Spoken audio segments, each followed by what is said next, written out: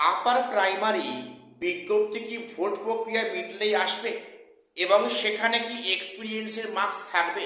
এই প্রশ্নটা আমাকে একজন ভিউয়ার্স করেছো। দেখো, আমি এই প্রসঙ্গে আজকে ডিসকাস করছি এবং পাশাপাশি বলবো যে 9, 10 এবং 11, 12 যারা 2016 ইন সার্ভিস আছেন তাদের ভোটের অনেকে ডিউটি এসেছে। সেক্ষেত্রে ওনারা কি ভোটের ডিউটি কর্তব্য পালন করবেন না করবেন না? দেখো, এই নিয়ে একটা আমি আলোচনা করছি। প্রত্যেক ভিডিওটা মন দিয়ে শোনো, কেউ স্কিপ করো না। সবাই চ্যানেলটা সাবস্ক্রাইব করে দিও এসএসসি পিএসসি গুরুত্বপূর্ণ আপডেট পাওয়ার জন্য। প্রথম যে বলি, যে প্রশ্নটা করেছো যে আপার প্রাইমারি বিজ্ঞপ্তি যেটা ভোটের আগে একটা হওয়ার সম্ভাবনা ছিল, সেটা কি ভোট প্রক্রিয়া মিটলেই আসবে এবং সেখানে এক্সপিরিয়েন্সের মার্কস থাকবে কিনা? দেখো, এই প্রশ্নটা উনি করেছেন। আমি দেখো, এর উত্তর সবই সম্ভাব্য, কারণ এখনো কোনো বিজ্ঞপ্তি প্রকাশিত হয়নি বা সে নিয়ে কোনো মুখ খোলেনি শিক্ষামন্ত্রী। দেখো, যেটা মনে হয় আপার প্রাইমারি কিন্তু বিজ্ঞপ্তিটা ভোটের আগে একটা আসার সম্ভাবনা ছিল এবং সেখানে বিজ্ঞপ্তি তো এলো না, ভোট ডিক্লেয়ার হয়ে গেল।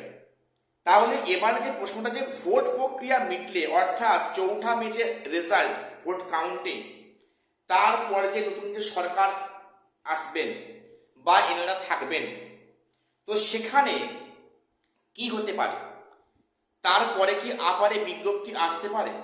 দেখো, একটা খুব বাস্তব কথা বলি, কথাটা কিন্তু শুনতে খারাপ। দেখো, যেটা পরিস্থিতি আমাদের কিন্তু পশ্চিমবঙ্গ মতো রাজ্যে ভোটের সময় বিভিন্ন প্রতিশ্রুতি, বিভিন্ন পরীক্ষার বিজ্ঞপ্তিগুলো আসে এবং তারপর দেখবে যে ঠিক 5 ইয়ার্স প্ল্যানের মতো সেগুলো আবার অন্ধকারে হারিয়ে যায় আফটার ইলেকশন। তো কাজেই এই ভোট প্রক্রিয়ার পরেই যে আপারে বিজ্ঞপ্তি আসবে, এটা কিন্তু শিওরলি বলা যাচ্ছে না। তবে তোমাদের বলবো যে নেগেটিভ মাইন্ডেড হবে না, তোমরা কিন্তু বাড়িতে আপারের জন্য প্রত্যেককে প্রিপারেশন নাও, শুরু করো। এসএলএসটি যারা ডাক পেয়েছো, যারা ডাক পাওনি, ভেরিফিকেশনে বা কাউন্সেলিংয়ে চিন্তা না করে তোমরা কিন্তু কাজে লেগে পড়ো, কারণ এরপরে কিন্তু হয়তো মাদ্রাসার রিক্রুটমেন্টটা আসতে পারে। কাজেই আপারের পরীক্ষা বা এক্সাম বা বিজ্ঞপ্তি এখন আসুক বা 2 বছর 3 বছর পরে আসুক, তোমরা বাড়িতে কিন্তু এখন থেকে প্রিপারেশন নেওয়া শুরু করো। তবে যেটা বক্তব্য, ভোট প্রক্রিয়া মিটলেই যে আপারে বিজ্ঞপ্তি আসবে, এমনটা কিন্তু বাস্তব পরিস্থিতি বলছে এমনটা কিন্তু আশা করাটা আমাদের কাছে ভুল। যদি সেটা আসে তো এটা খুবই একটা গুড নিউজ, সবার কাছে একটা ভালো খবর। আমি চাই এটা আসুক, কিন্তু যেটা রিয়েল গ্রাউন্ড, আমাদের যেটা রিয়েল গ্রাউন্ড, ভোট প্রক্রিয়া পরে কিন্তু নিয়োগ নিয়ে কেউ মাথা ঘামায় না, কেউ ফিরেও তাকায় না।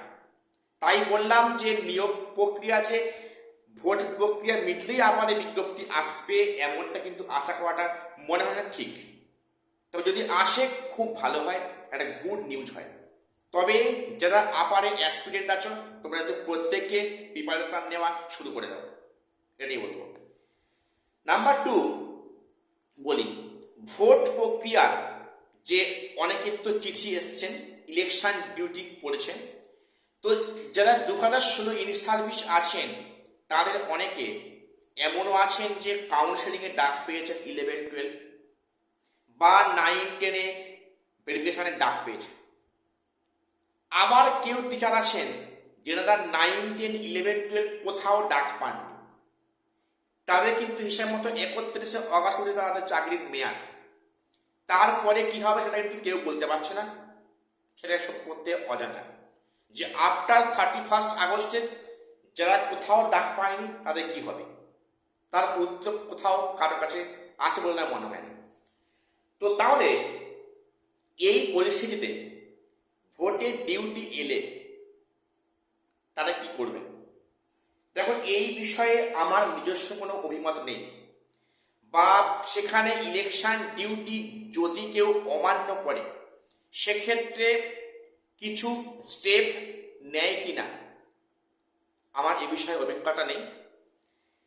তো যেটা আমি জানি যে টিচাররা যেহেতু গভর্নমেন্ট স্যালারি পান, ওনাদের মাইন্ডেড স্যালারি থেকে পাস হয়, কাজেই ওনারা কিন্তু ভোটের ডিউটি করেন, এটি স্বাভাবিক ঘটনা। তো এরপরে কেউ যদি বলেন যে আমি তো কোথাও ডাক পাইনি, আমার তো মানে টার্মিনাল পিরিয়ড 31শে আগস্ট, আমি ভোট প্রক্রিয়ায় অংশগ্রহণ করবো না, দেখো সেটা কি হবে, সেটা আমার কিন্তু সে বিষয়ে কোনো জ্ঞান বা নলেজ নেই।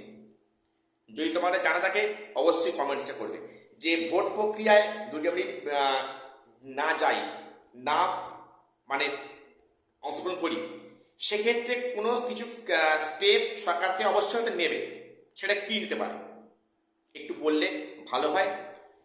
তো সবাই চ্যানেলটা সাবস্ক্রাইব করে দিও এসএসসি পিএসসি গুরুত্বপূর্ণ আপডেট পাওয়ার জন্য। আর শেষ করলাম, দেখা হচ্ছে পরে কোনো ভিডিওতে।